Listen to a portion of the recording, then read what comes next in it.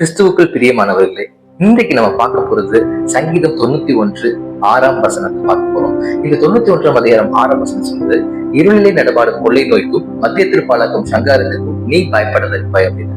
இதுல amplify, NIV, KJV சொல்றாங்க, கொள்ளை நோய்களுக்கும் பெஸ்டிலன்ஸ், அழிவுகளுக்கும் டிஸ்ட்ரக்ஷனுக்கும் நீ பயப்படாம இரு. டிபிடில சொல்றாங்க டெமோனிக் டேஞ்சர்ஸ். டிமோனிக் டேஞ்சர்ஸ் அப்படின்னா பிசாசினால் வரும் ஆபத்துகளுக்கும், அடுத்து பவர் ஆஃப் த ஈவில், நண்பகலிலே நடமாடும் தீய சக்திகளுக்கும் நீ பயப்படாது அப்படின்னு சொல்லி டிபிடி வெர்ஷனை சொல்றாங்க.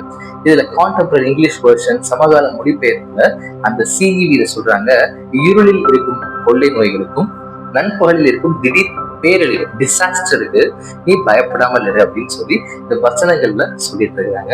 இந்த புதிய உடன்படிக்கை கிருபையின் கீழே உள்ள வெளிப்படுத்துதலை பார்க்கணும். பழைய ஏற்பாடுல கீழே சங்கீதக்காரன் சொல்லுகிறார் என்ன அப்படின்னா, கீழ்ப்படுதல் மூலம் உனக்கு ஒரு ப்ரொடெக்ஷன் இருக்கு, உனக்கு கொள்ளை நோய்கள் இருந்து ப்ரொடெக்ஷன் இருக்குது, பாதுகாப்பு இருக்கு, வாதைகள் மற்றும் அழிவுல இருந்து உனக்கு ஒரு விடுதலை இருக்குது அப்படின்னு பேசுறாரு. ஆனா கிருபையின் புதிய உடன்படிக்கை கீழே கிறிஸ்துவின் முடிக்கப்பட்ட வேலையிலே, சிலுவையில் முடிக்கப்பட்ட வேலையிலே நம்முடைய பாதுகாப்பு முத்திரையிடப்பட்டிருக்கிறது என்று வேதம் சொல்கிறது. சோ இதுல முடிக்கப்பட்ட வேலை அப்படின்னு பாக்குறோம். சிலுவையில் இயேசு கிறிஸ்து ஒவ்வொரு வாதையையும், ஒவ்வொரு கொள்ளை நோய்களையும், சாபங்களையும், திடீர் மரணத்தையும், திடீர் அழிவுகளையும் அவர் தம் சிலுவையினாலே அவைகளை தாக்கினார், அவைகளை தாங்கினார், அவைகளை மேற்கொண்டார். கலாத்தியர் 3:13 விதமாய் சொல்கிறது, மரத்திலே தூக்கப்பட்டவன் சபிக்கப்பட்டவன் என்று எழுதியிருக்கபடி கிறிஸ்து நமக்காக சாபமாகி நியாய பிரமாணத்திலிருந்து நம்மை நீங்களாக்கி மீட்டுக் கொண்டார் அப்படின்னு சொல்றாரு. அப்போ நமக்கு என்ன இல்ல, சாபங்கள் கிடையாது. அவருக்குள்ளே இரவில் காணப்படாத ஆபத்துகளுக்கோ அல்லது பகலில் திடீர் பேரழிவுக்கோ இனி நாம் பலியாக மாட்டோம். ஆமென், ஹல்லேலூயா. இருள் மறைக்கப்பட்ட நோயை விடுவிக்கலாம், ரிலீஸ் பண்ணலாம். இருட்டு அப்படிங்கிறது அந்த மூடி வச்சிருக்கிற அந்த ஒரு நோய்களை அப்படியே ரிலீஸ் பண்ணலாம், அப்படியே ஊடுருவிடலாம். நண்பகல் அப்படிங்கிறது காணக்கூடாத அழிவுகளை கூட கொண்டு வரலாம். ஆனால் கிறிஸ்துவில் நாம் அசைக்க முடியாத ஒளியிலே வாழ்கிறோம். எஸ், இந்த ஒளி அப்படிங்கிறது யோவான் 8:12 கூறப்பட்ட ஒளி. மறுபடியும் இயேசு ஜனங்களை நோக்கி, நான் இந்த உலகத்திற்கு ஒளியா இருக்கிறேன், என்னை பின்பற்றுகிறவன் இருளிலே நடவாமல் ஜீவ ஒளியை அடைந்திருப்பான் என்று சொல்கிறது. அப்போ நீங்களும் நானும் ஜீவ ஒளியை பெற்றிருக்கிறோம். மத்தேயு 5:14 சொல்கிறது, நீங்கள் இந்த உலகத்திற்கு ஒளியா இருக்கிறீர்கள் என்று இயேசு சொல்லியிருக்கிறார். சோ கடவுளுடைய வார்த்தையில அவர் ஆணையிட்டிருக்கிறார். சோ இயேசு அவர்களை நோக்கி சொல்லியிருக்கிறார். அப்ப நீங்க உலகத்திற்கு ஒளினா கிறிஸ்து ஒளி அப்படின்னா, அப்ப நீங்க ஒளி அப்படின்னா ஒளியின் பிள்ளை ஒளியை என்ன அப்படின்னா பிறப்பிக்கிறார். சோ அப்போ நீங்க கிறிஸ்துவாய் உலகத்திற்கு இருக்கிறீர்கள் என்று மொழிபெயர்ப்பு சொல்றது.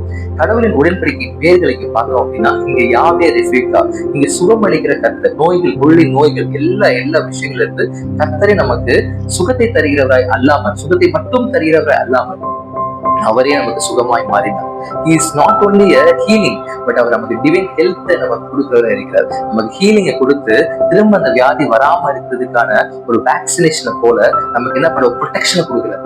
சோ அதுதான் அந்த டிவைன் ஹெல்த் கொடுக்கிறார். இஸ் யாவே ரெஃபேக்கா என்ற தேவன் வேதம் சொல்கிறது. எல் சாய் சப்தஹாத்தோ, எல் சாய் அப்படின்ற மீனிங் என்னன்னா, மரணத்தை கொல்லும் ஜீவனுள்ள தேவன் என்று கூறலாம். சோ மரணத்தை வென்ற ஜீவனுள்ள தேவன், மரணத்தின் கொடுக்கை உடைத்து பாதாளத்தின் வல்லமை மேற்கொண்ட தேவன் என்று அர்த்தமாம் எல் சாய். எல் ஷடாய் அப்படின்னா இரவு பகலும் உங்களை தாங்கும், என்னையும் உங்களை தாங்கும், அனைத்திற்கும் போதுமான தேவன் என்று அர்த்தம். இந்த சங்கீதத்தை நம்ம தெரிஞ்சுக்க வேண்டிய ஒரு தியான புள்ளிகள், மெடிடேஷன் பாயிண்ட்ஸ் என்ன அப்படின்னா, இருள் என்னை பிடித்து வைக்க முடியாது, ஏனென்றால் நான் கிறிஸ்துவின் ஒளியில் வசிக்கிறேன், கிறிஸ்துவின் ஒளியில் வசிக்கிறேன், நான் உலகத்துக்கு ஒளியாய் இருக்கிறேன். நண்பகலின் அழிவு என்னை விழுங்க முடியாது, ஏனென்றால் அவருடைய ரத்தம் என்னை பாதுகாக்கிறது. 3வது பாயிண்ட், கொள்ளை நோய்கள், கொடிய வியாதிகள், திடீர் பேரழிவு அனைத்தும் அவருடைய உடன்படிக்கை கிருபையின் கீழ் சக்தியற்றவைகளாய், செயலற்றவைகளாய் இருக்கிறது. ஆமென். கிறிஸ்துவில் நான் குணமடைந்து பாதுகாக்கப்பட்டு பயமின்றி வாழ்ந்து கொண்டிருக்கிறேன், நான் சுகித்து வாழ்ந்து கொண்டிருக்கிறேன் இயேசு நாமத்திலே. 4வது பாயிண்ட்.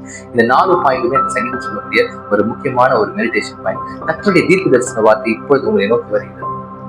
என் பிள்ளையே, இருளில் நகரும் கண்ணுக்கு தெரியாத அச்சுறுத்தல்களும் பகலிலே எழும் திடீர் புயல்களுக்கு நீ அஞ்சாது, ஏனென்றால் நான் யெகோவா ரஃபீகா, உன் சுகமாக்கும் கர்த்தர், உன்னிலே சுகமா இருக்கும் கர்த்தர், என்னுடைய உடன்படிக்கையின் கீழே நீ முத்திரையிடப்பட்டிருக்கிறார், என்னுடைய நான் சிந்தின ரத்தத்திற்குள்ளாய் நான் உன்னை முத்திரிக்கப்பட்டிருக்கிறேன் என்று கர்த்தர் சொல்கிறார். கண்ணுக்கு தெரிய கூடாதவையில் கூட என் நாமத்திற்கு கீழ்ப்படியும் முழங்காலியாகவும் முழங்கும் என்று கர்த்தர் சொல்கிறார். நண்பர்கள் அழிகிறவை என் மறைப்பின் சிறைகளுக்கு முன்பதாய் முறிந்து போகும் என்று கர்த்தர் சொல்கிறார். நண்பர்கள் உன் அழிக்க வகை தெரிகிறவை எல்லாம் அவருடைய எல்ஷடாய் நிழலின் கீழே சிறைகளின் நிழலுக்கு முன்பதாய் அவை முறிந்து போகும் என்று கர்த்தர் சொல்கிறார். நீ கோபத்திற்கென்று அல்ல, ரட்சிப்புக்கும் சுகப்படுத்துதலுக்கும் மிகுதியான ஜீவனுக்கு என்று நியமிக்கப்பட்டிருக்கிறார். Yes, you are not a person to show the anger. நீங்க அன்பை வெளிப்படுத்தும்படியா நீங்க படைக்கப்பட்டிருக்கிறத சொல்கிறார். விசுவாச அறிக்கை, இரவில் கொள்ளை நோய்களுக்கும் நண்பர்கள் அழிவுக்கும் நான் பயப்பட மாட்டேன். கிறிஸ்துவில் நான் உன்னதமானவரின் மறைவில் மறைந்திருக்கிறேன். இயேசு கிறிஸ்துவின் ரத்தத்தினாலே நான் பேய்களினால் வரும் ஆபத்து, நோய் அல்லது திடீர் பேரழிவினால், திடீர் மரணத்தினால் நான் எப்பொழுதும் கீண்ட தகாதவனாய் இருக்கிறேன். இயேசு கிறிஸ்து ரத்தத்திற்குள்ளாய் யெகோவா ராஃபேகா என் சுகமளிக்கும் கர்த்தர், எல்சாய் என் ஜீவனாய் இருக்கிறார், எல்ஷடாய் அவர் என் மறைப்பின் வெள்ளனாய் இருக்கிறார். நான் இரவும் பகலும் தெய்வீக பாதுகாப்பில் நடக்கிறேன். இயேசு கிறிஸ்து நாமத்திலே நான் இதை பிரகடனம் செய்கிறேன். எங்கள் ஜெபம் கேட்டதற்கு நன்றி என் நல்ல பிதாவே. ஆமென், ஆமென், ஆமென். கர்த்தர் தாமே உங்களை ஆசிரியத்து காக்கிறவர், கர்த்தர் தமது முகத்தை உங்களை பிரகாசிக்க பண்ணி உங்கள் கிருபையா இருக்கிறவர், கர்த்தர் தமது முகத்தை பிரசன்னமாக்கி உங்களுக்கு சமாதானம் பெறுகிறவர். God bless you. Be blessed. Stay blessed.